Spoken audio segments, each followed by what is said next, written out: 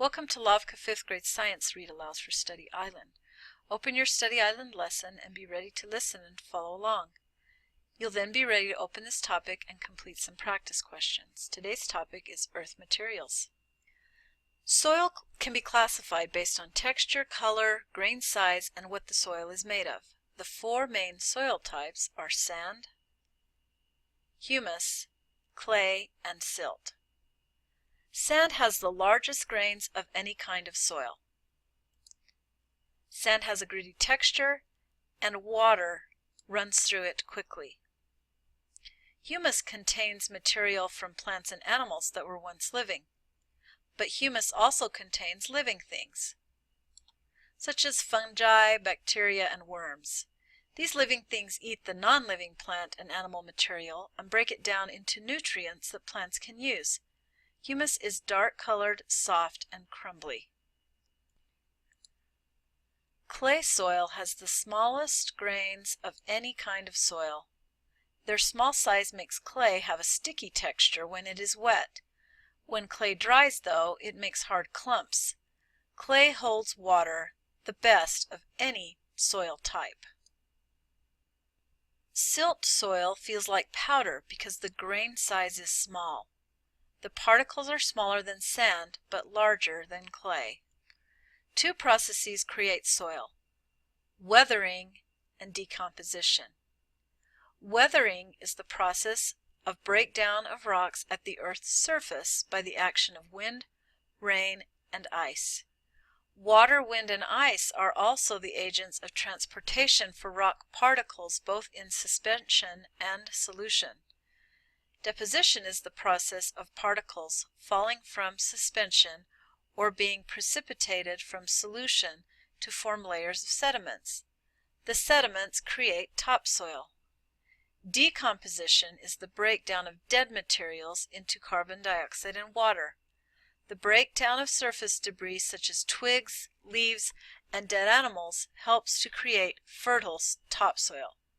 Most soil has the following structure: a surface layer made of twigs, leaves, and other materials sitting on top of the soil. Topsoil made of organic matter, minerals, insects, and other animals, and small rocks. Zone of leaching, or rocks and minerals moving downward. Subsoil, which are larger rocks and clay. And bedrock, which is a solid rock layer. For soil to be able to grow many plants, it must be fertile. Fertile soil is soil that contains enough water, nutrients, and other materials to allow most plants to be healthy and grow quickly. Fertile farming soil contains the following materials: minerals, decomposed organic matter, insects, other materials such as worms, bacteria, fungi, and algae. Minerals are pure non-living substances that are found in the ground. Gold, silver, salt, and quartz are all examples of minerals. You use minerals every day. Pencil lead is not actually lead, but graphite, a mineral that leaves a black streak. Some electronic devices you use may have quartz components. The walls around you are probably made of gypsum. Minerals can be placed into categories according to their physical properties. A property is a characteristic. Some of the physical properties, like luster and color, can be determined simply by looking at them. Other properties, like hardness and magnetism, can be determined with easy tests. Luster is a property of a mineral that describes how the mineral reflects light. Different minerals have different types of luster. Some types of luster, such as metallic or glassy, appear shiny. Other types of luster, such as dull or earthy, are not shiny. Color is an easy property to see, but is not the best way to identify a mineral because the same mineral may have different colors depending on how it was formed. Quartz, for example, can be colorless: white, blue, brown, and almost black.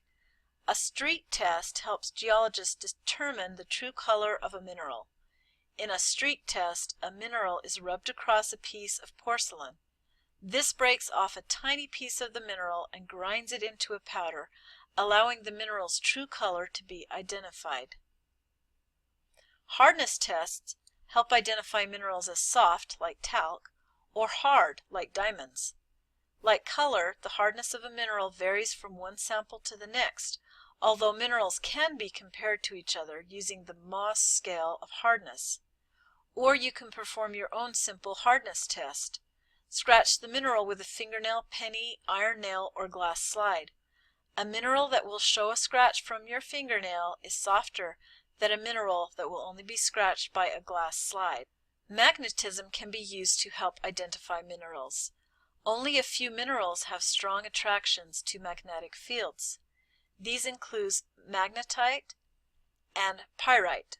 In addition to being attracted to magnetic fields, one mineral acts as a magnet itself. This is the lodestone variety of magnetite.